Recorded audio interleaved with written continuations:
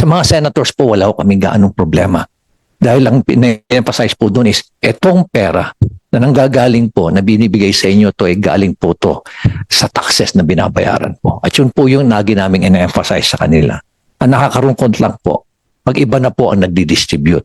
Gusto nilang ipahalata na ang pera na yon ay galing sa kanilang bulsa. Ang masama po, pag nagkakaroon na ng distribution, nandun lahat yung kanilang listahan, lahat ng line-up nila na kandidato, na una muna silang magsasalita bago yung actual distribution. No?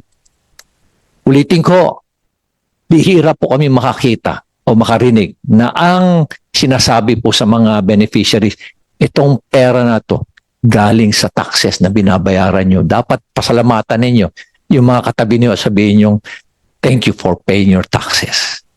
Sa mga ating mga mayors, sa ating po mga governors, karamihan po sa kanila, yan po yung sinasabi. Na dapat huwag kayong magpasalamat sa amin. Pasalamat po kayo sa mga katabi nyo dahil binabayaran nyo ng kanilang mga taxes.